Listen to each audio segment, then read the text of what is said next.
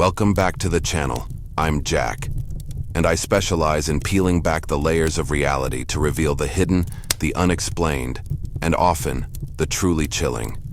And if you're looking for ordinary, you're in the wrong place.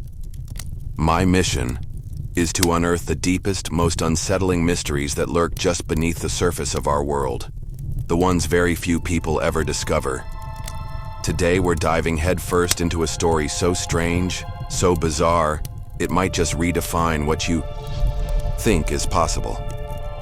Prepare yourselves. This one, it might just stay with you long after the video ends. Okay, everyone, find a moment to think about the wilderness, about vast, empty landscapes, harsh climates, places untouched by human settlement. And then, think about towns, those stubborn pockets of human life carved out of the wilderness, permanent structures providing shelter and community. But what if a town existed that was itself a part of the wilderness, appearing and disappearing with the seasons, a place that refused to be permanent, a geographical ghost? We're talking about the town that only exists in winter, a geographical mirage.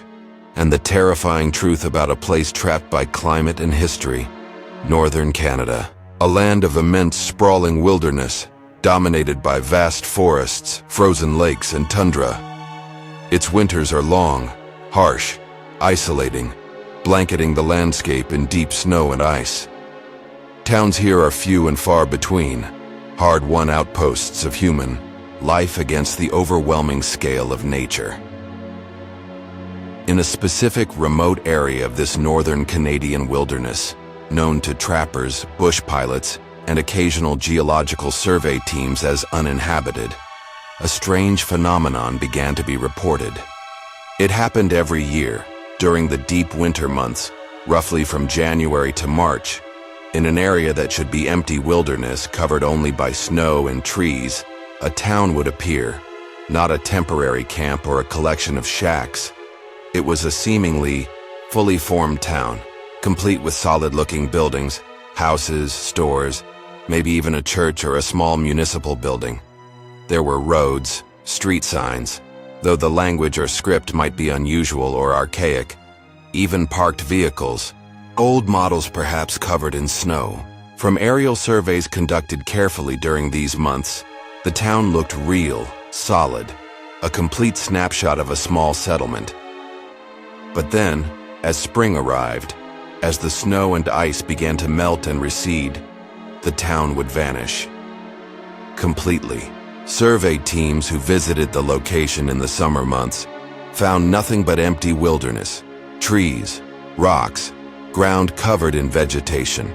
There were no foundations, no rubble, no sign that any structures had ever stood there. It was as if the town had never existed, only appearing when the harsh winter climate held the land. This was an undeniable geographical mirage. Initial reports were dismissed as misidentification, optical illusions caused by the weather, or perhaps secret temporary installations, rigorously ruled out. No evidence of any construction or removal activity. But persistent, consistent reports over several years, coupled with limited aerial and ground-level documentation during the winter months, compelled a formal, highly secretive investigation involving scientists specializing in spatial anomalies, geology, climatology, and history. Dr. Elias Thorne, theorizing on spatial temporal displacement, Dr. Lena Petrova, studying geological links, Ben Carter, analyzing data, Professor Dmitry Volkov, researching history. Winter expeditions were mounted. Navigating to the precise location was challenging due to the remote wilderness and harsh conditions, but once there, the town was found, just as reported. It felt solid underfoot. The buildings could be approached, touched, peering through frosted windows. Researchers saw interiors, furniture, dated decor, items suggesting a specific historical period for the town, perhaps mid-19th century, hinting at the later twist. The vehicles parked along the roads were old models, Signs were present, bearing a town name that wasn't on any modern map. The town appeared real, tangible, a perfectly preserved, seemingly frozen in time settlement. The most dangerous phase of the investigation involved a small, specially selected team deciding to stay overnight in the town during its winter manifestation. Their reports upon returning were chilling. Things functioned normally inside the buildings. Doors opened, rooms could be entered, fireplaces could be lit. Perishable items seemed preserved but usable, dated canned goods, etc. But they were completely cut off from the outside world. Radios produced only static. Satellite phones had no signal. GPS devices failed completely. Compasses spun erratically. They were isolated within the town's temporal or dimensional bubble. This confirmed the seasonal portal cut the town off from normal reality. The mystery deepened. How could a physical town appear and disappear seasonally? Where did it go when the snow melted? Was it a dimensional pocket that only aligned with our reality during specific climate conditions? A temporal echo of a past place, tethered to the winter. What happened inside the town when it vanished? Did time stop? Did its contents simply cease to exist until the next winter? What about the people who lived there? None were observed during these limited visits, but their presence was implied by the town's intact state. Why the complete communication blackout? Driven by the town's apparent age and its unknown name, Professor Dmitry Volkov initiated a deep dive into historical records and maps of northern Canada, searching through old surveys, private journals, unofficial cartography, legends of lost settlements. The area where the anomaly occurred was consistently marked as uninhabited wilderness on official maps. But among the obscure, uncatalogued records buried in an old archive or a private historical collection, a map was found. Dated 1846. This map depicted the region, its hand-drawn details showing landmarks and topography. And on this map, at the precise geographical location where the anomalous winter town appeared, a town was marked. It was named Havenreach. A note on the map, or accompanying fragmented documentation, described Havenreach as a small, thriving settlement that was tragically lost. It had been buried in a giant avalanche in the mid-19th century, mid-1840s, aligning with the map date. A catastrophe so severe it likely obliterated the town entirely, burying it under immense snow and ice, wiping it off the map, and eventually from official historical memory. The town was never rebuilt, its existence lost to history, its map designation unofficial. The twist. An unverified, unofficial map from 1846 is discovered depicting a town named Havenreach at the exact location of the seasonal winter town anomaly, noting it was buried in a giant avalanche, strongly suggesting the town appearing in winter is the lost Havenreach, its existence tethered to the climate conditions of its tragic burial. The implication was profound and terrifying. The town appearing in winter was the lost town of Havenreach, destroyed and buried in the 1846 avalanche.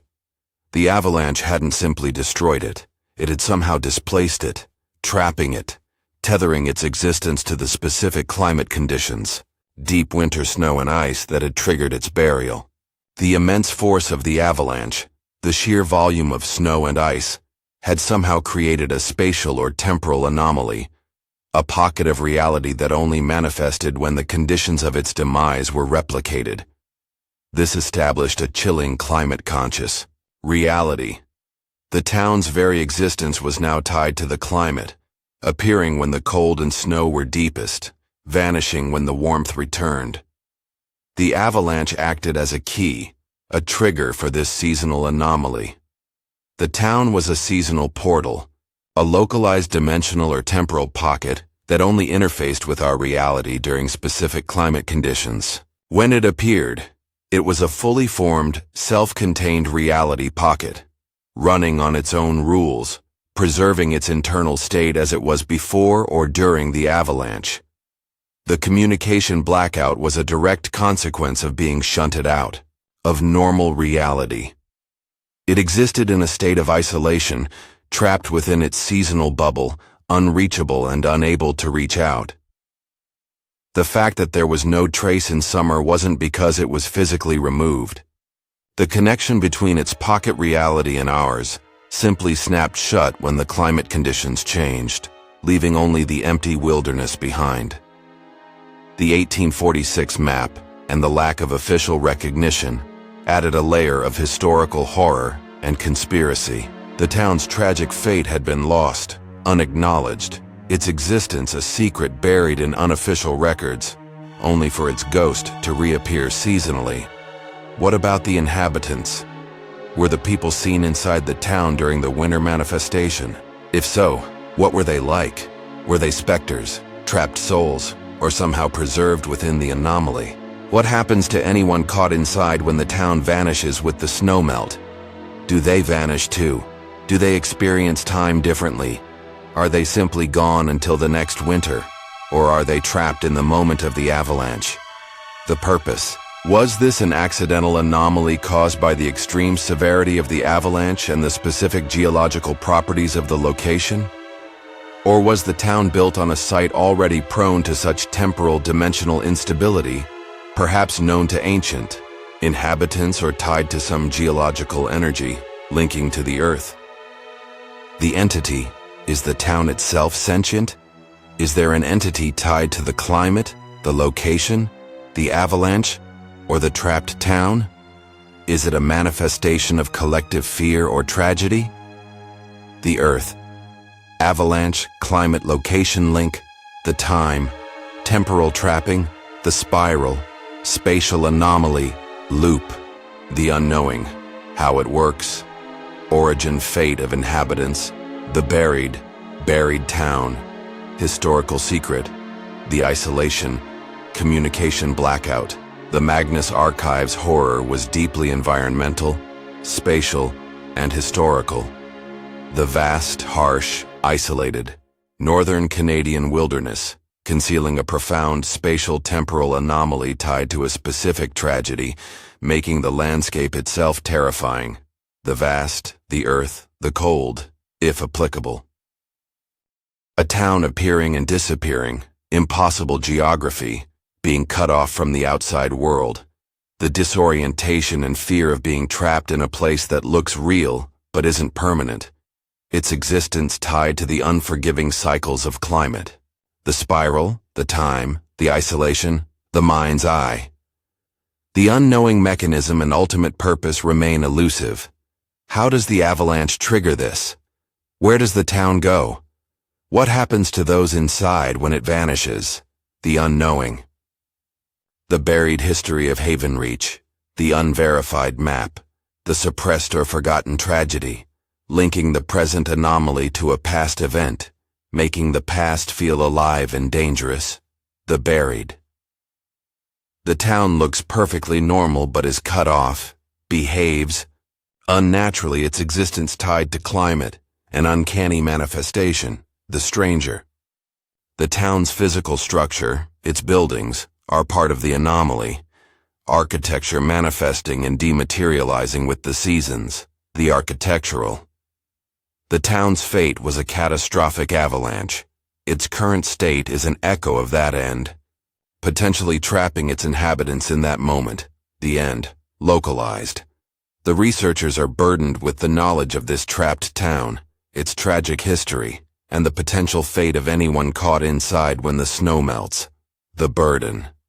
The geographical mirage was the return of Havenreach. The seasonal portal was triggered by climate-conscious reality.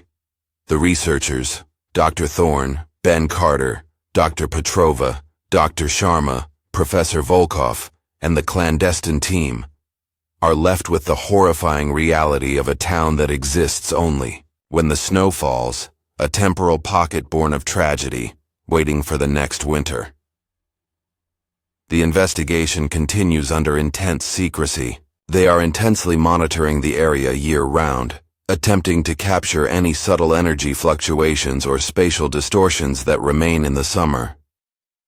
Attempts to stay in the town for longer periods in winter are debated, perhaps using specialized shielding against the isolation effect if possible, trying to make contact with any potential inhabitants. Analyzing the 1846 map and associated documents for more clues about Havenreach, its inhabitants, its history, or the avalanche itself.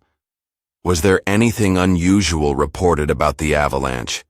Was it truly just a natural event? The terrifying debate centers on the potential inhabitants.